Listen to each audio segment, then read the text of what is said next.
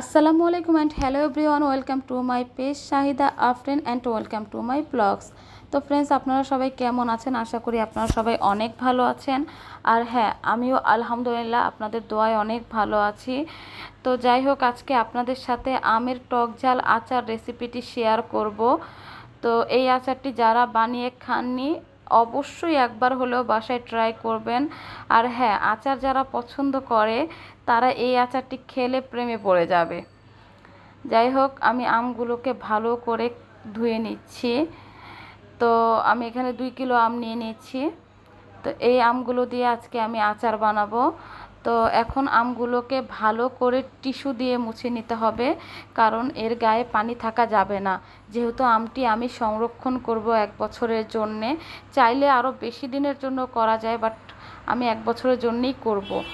তো এই তো আমগুলো এখন কাটবো। আর হ্যাঁ, এই আচার বানাতে গেলে অবশ্যই আমের খোসাটা ফেলে নিতে হবে। আর আমের আঁটিটা অনেক শক্ত থাকতে হবে, সেক্ষেত্রে আচারটা আরও সুস্বাদু এবং মজাদার হবে। তো এই তো আমগুলো কাটতে আমার খুবই কষ্ট হয়েছে, কারণ আঁটি এত শক্ত ছিল কি বলবো। তো যাই হোক, এই তো কেটে নিয়েছি সুন্দর করে। এখন একটা বলে কিছু লবণ দিয়ে দিচ্ছি এবং সাথে পানিও আছে। এখন আমের টুকরোগুলো সব এই পানিতে ভিজিয়ে রাখবো। আমের লবণ পানিটা আমের সাথে মিশে যাবে, এরকম করে আমি আমগুলো সব দিয়ে দেব। দিয়ে দেন আমি 2 ঘন্টার জন্যে ঢেকে রেখে দেব। আর একদম রোদের ঝামেলা ছাড়াই এই আচারটা তৈরি করব। আর হ্যাঁ, লবণ পানিটা ফেলে দিয়ে আমটা আমি ফ্যানের বাতাসে কিছুক্ষণ রেখে দিয়েছি। তারপর একটি কড়াইয়ে তেল দিয়ে দিয়েছি আর একে একে আমের টুকরোগুলো দিয়ে দিচ্ছি।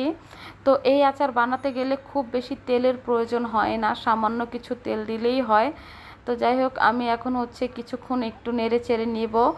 আর কিছু কাঁচা জিরে এখন আমি তেলের মধ্যে দিয়ে দিব। আর জিরে দেওয়ার কারণে আমের আচারের ফ্লেভারটা অনেক সুন্দর আসে। আর এই তো আমি সরিষা পাউডার করে নিয়েছি, 2 চামচ সরিষার পাউডার দিয়ে দিয়েছি। আর এখানে হলুদ, লবণ দিয়ে দিয়েছি, মরিচের গুঁড়ো। তারপরে কিছুক্ষণ নেড়ে নিব হালকা হাতে, যাতে আমের টুকরোগুলো না ভাঙে। আর হ্যাঁ, এই তো 5 ফোড়ন আমি আগেই গুঁড়ো করে রেখেছিলাম, সেগুলো দিয়ে দিয়েছি 2 চামচ। কিছুক্ষণ পরে আমি ভিনেগার দিয়ে দিচ্ছি, কারণ যেহেতু আমি আমগুলো 1 বছরের জন্য সংরক্ষণ করব। আর কিছু চিলি ফ্লেক্স দিয়ে দিচ্ছি। আর এটা যেহেতু টক ঝাল হবে, সেক্ষেত্রে ঝালটাও যেমন থাকবে, টক ভাবটাও থাকবে। তো এই তো দেখেন, কালারটা মাশাআল্লাহ কি সুন্দর এসেছে।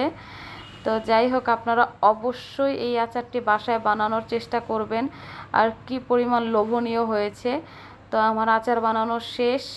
এই তো দেখেন কেমন হয়েছে, অবশ্যই আমাকে কমেন্টের মাধ্যমে জানাবেন। আর হ্যাঁ, আপনারা বাসায় অবশ্যই ট্রাই করবেন। তো আমার ভিডিওটি ভালো লাগলে অবশ্যই লাইক, কমেন্ট, সাবস্ক্রাইব করবেন। তো ভালো থাকবেন। আল্লাহ হাফেজ।